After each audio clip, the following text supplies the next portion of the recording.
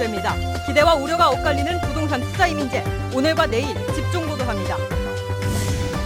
영호남 9개 시군이 경제특구 확대와 SOC 확충을 촉구했습니다.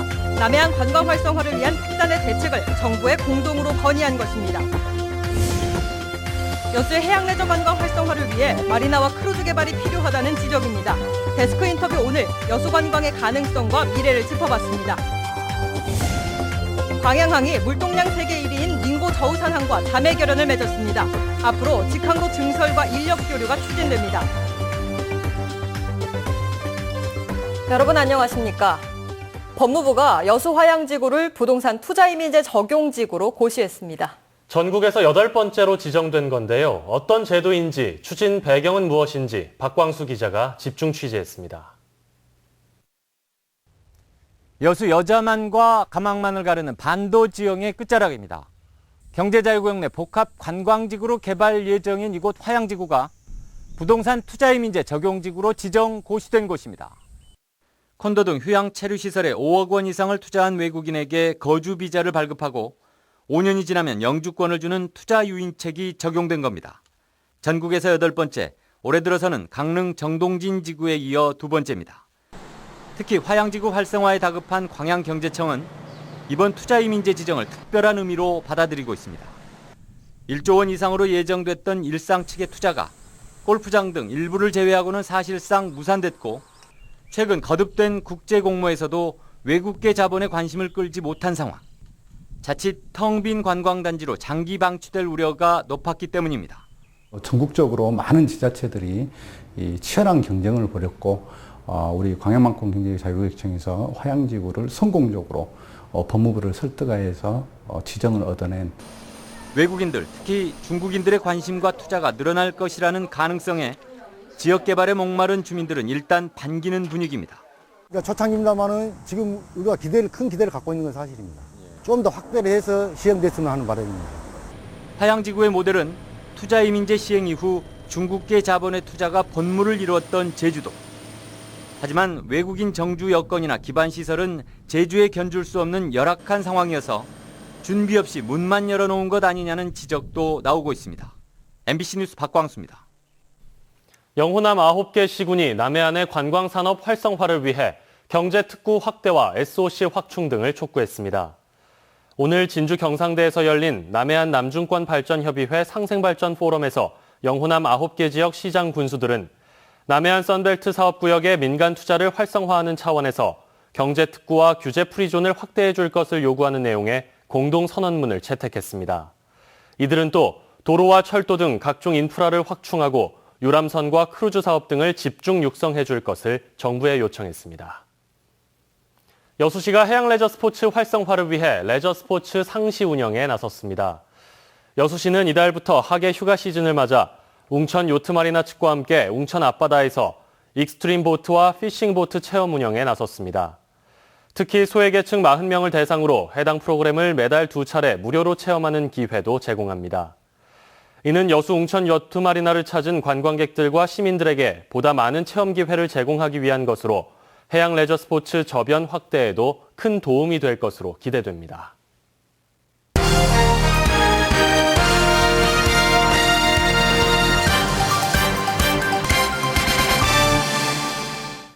이처럼 해양 레저 분야에 대한 관심이 높아지자 여수시는 미래 관광에 나아가야 할 방향을 해양 관광 레저로 정하고 이에 집중하고 있습니다. 데스크 인터뷰 오늘 이 분야의 전문가를 만나봅니다. 여수관광발전협의회와 세계 아름다운 만클럽 위원인 김종관 디오션 리조트 대표이사와 이야기 나눠보겠습니다. 대표님 안녕하십니까? 네, 안녕하십니까? 네, 여수시가 최근 웅천지구에 거점형 마리나 항만을 개발하고 있는데요. 이 지역이 마리나 관광 사업으로 성공할 가능성 어떻게 보십니까? 웅천 마리나는 한마디로 말씀을 드리면 성공의 가능성이 높다라고 생각을 하고 있습니다. 앞으로 여수가 가지고 있는 천혜의 그 좋은 자원을 활용을 해서 웅천 마리나뿐만이 아니라 장수만 쪽에도 마리나 시설을 하게 된다면 세계의 그 요트 인력들을 충분히 수용하고 좋은 관광의 자원이라고 생각을 합니다. 그래서 앞으로 여수 발전을 위해서 마리나는 필요하고 또 반드시 성공하리라고 생각을 합니다. 네, 김 대표님은 여수관광발전협의회 위원으로도 일을 하고 계시고 또 평소에 크루즈 관광객 유치에 관심이 많으시다고 들었어요. 그렇다면은 크루즈와 연계한 관광 상품 개발 어떤 방식으로 하면 좋을까요? 크루즈 관광은 중국 관광객을 끌어들이는 하나의 시발점이라고 생각을 합니다.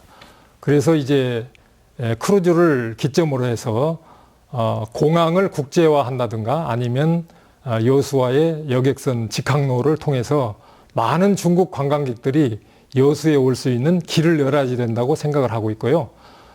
이렇게 해서 많이 찾아오는 그 중국의 관광객들을 금오도 비렁길이랄지 그다음에 검은도 백도랄지 이런 것들을 개발을 해서 중국 관광객들에게 소개를 하면 아주 좋은 관광 상품이 되리라고 생각을 하고 있고요. 그다음에 이분들이 와서 관광만 하는 게 아니라 쇼핑을 또 해야지 됩니다. 그런데 현재 여수는 쇼핑할 수 있는 시설이 지금 없습니다. 그래서 면세점이랄지 아니면 쇼핑센터랄지 그분들이 와서 마음껏 쇼핑할 수 있는 이런 시설이 필요하다고 생각을 합니다. 이제 숙박업소나 교통이나 여수의 관광 인프라는 어느 정도 구축이 됐는데 질적인 향상이 좀 필요하다 이런 지적들이 나오고 있거든요. 어떻게 보시는지요? 또 다른 이제 차원 높은 서비스가 필요하다고 생각을 합니다. 그래서 저희 리조트에서는 직원들에게 교육을 통해서 고객을 신처럼 모시자 이런 제가 교육을 하고 있습니다. 그래서 여수를 한번 찾아온 고객 또 저희 시설을 찾아온 고객들은 다시 한번 반드시 올 수 있는 그런 서비스를 하자. 그것이 제가 평소에 주장이고 앞으로 그런 활동을 계속 전체적으로 해야지 된다고 생각을 하고 있고요. 그 다음에 이제 저희가 숙박의 인원을 다 수용을 하지 못했는데 앞으로 그런 것을 해결하기 위해서 저희가 화양 쪽에 한 350실 정도의 콘도를 추가로 지금 개발을 하고 있습니다. 오늘 말씀 여기까지 듣겠습니다. 고맙습니다. 네, 감사합니다. 지금까지 김종관 디오션 리조트 대표이사와 말씀 나눠봤습니다. 여수시가 국립기상과학관과 청소년 해양교육원 건립 등을 위한 내년도 국비 확보에 주력하고 있습니다. 여수시는 최근 주철현 시장이 직접 기획재정부를 찾아 중앙부처에서 확정해 기재부로 요구된 147건 4,007억 원의 예산 반영을 요청했습니다. 이번에 요청한 예산 반영 사업으로는 국립기상과학관과 청소년 해양교육원 건립은 물론 여수 고흥 연륙 연도교 가설과 신북항 건설 등이 포함되어 있습니다. 여수시는 예산안이 확정되는 오는 9월까지 지역 현안 사업의 필요성과 당위성을 강조하며 정부의 국비 지원을 요청할 계획입니다. 광양항이 총 화물 처리 기준 세계 1위인 닝보 저우산항과 자매 결연을 했습니다. 여수 광양항만공사는 최근 지난해 총 화물 처리량 8억 9천만 톤으로 세계 1위를 차지한 닝보 저우산항 유한공사와 컨테이너 직항 항로 증설에 협력하고 상호 간 인력 교류를 골자로 하는 협약을 체결했습니다. 항만공사 측은 광양항과 닝보 저우산항이 지난해 5만 5천 TEU의 컨테이너 화물을 처리했으며 각종 원자재와 유화 제품 등 처리 화물도 유사해 양항 간 협력이 큰 시너지를 불러올 것으로 기대하고 있습니다. 노조의 파업 사태까지 야기하며 극한 대결로 치닫던 여수산단 토목건설 노조와 사업자 간의 임금 협상이 최종 타결됐습니다. 전국건설노조 광주 전남건설지부와 여수산단 토목건설사 협의회는 최근 임금협약에 서명하고 목수와 철근공, 일반공 등 전 직종의 일당을 하루 6,050원 인상된 14만 6,050원으로 결정했습니다. 노사 양측은 이번 협상을 통해 상호 원만한 노사관계를 유지해 대화와 타협을 통한 협상 문화를 만들어가자고 다짐했습니다. 쌀의 중국 수출은 소비 위축으로 시름에 빠진 농민들에게 희망이 될 것으로 기대됐습니다. 하지만 가격 경쟁력이 약하고 판로 확보가 어려워 수출 효과는 크지 않습니다. 김양훈 기자가 취재했습니다. 올 초 해남 옥천농협의 한눈에 반한 쌀 5톤이 중국에 첫 수출됐습니다. 많지 않은 물량이지만 전남 쌀의 중국 수출 판로가 확대될 것이라는 기대가 컸습니다. 하지만 5개월이 지나도록 판매가 부진해 연말까지 추가 수출 수요가 없습니다.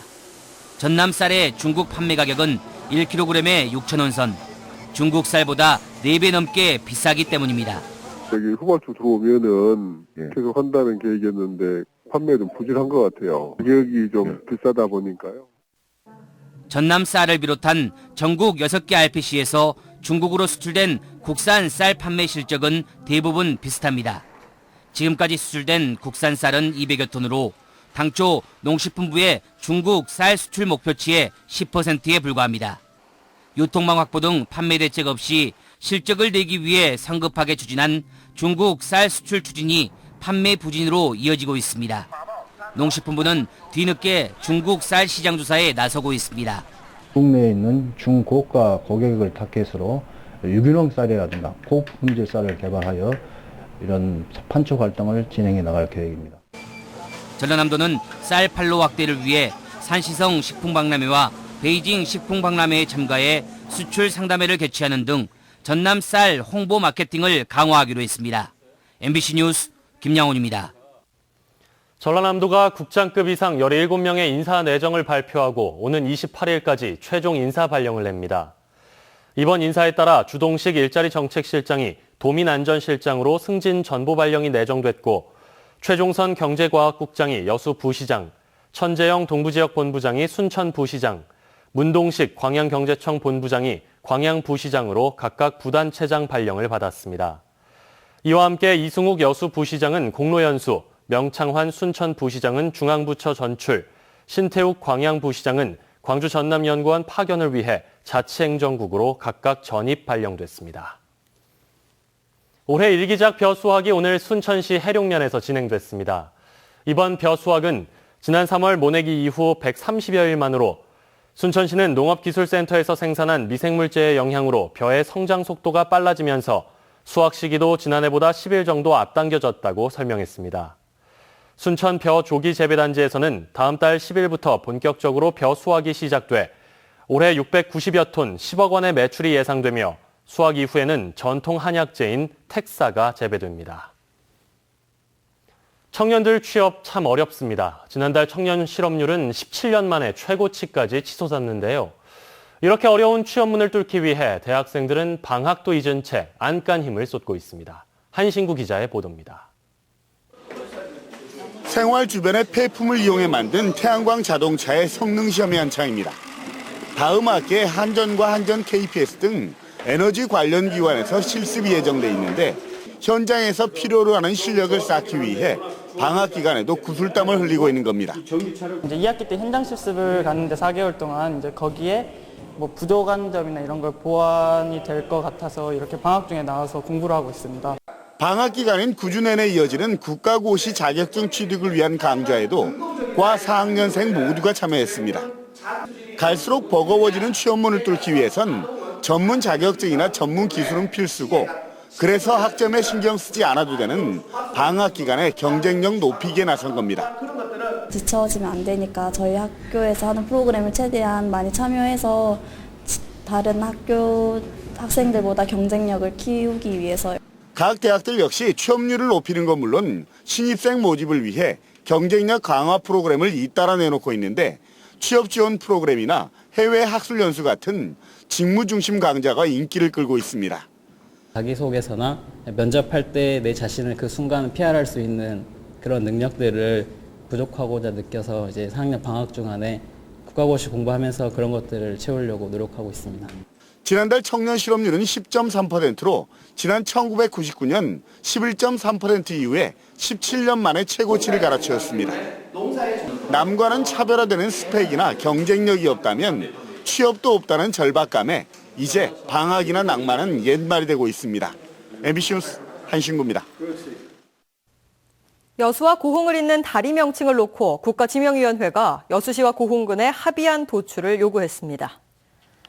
국가지명위원회는 최근 여수시와 고흥군의 합의안이 올라오지 않으면 국가지명위원회 단독으로는 다리 명칭을 정할 수 없다며 합의가 되지 않는 최악의 경우 지도에 다리 명칭이 없는 상태를 유지하게 된다고 밝혔습니다.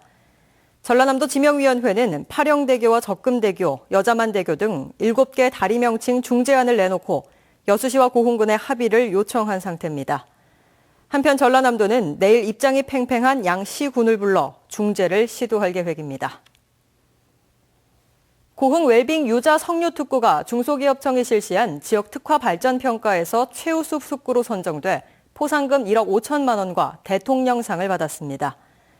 고흥군은 유자 석류의 생산 기반을 현대화하고 이를 6차 산업과 연계해 지역 특화 산업을 발전시킨 점을 높게 평가받았다고 설명했습니다.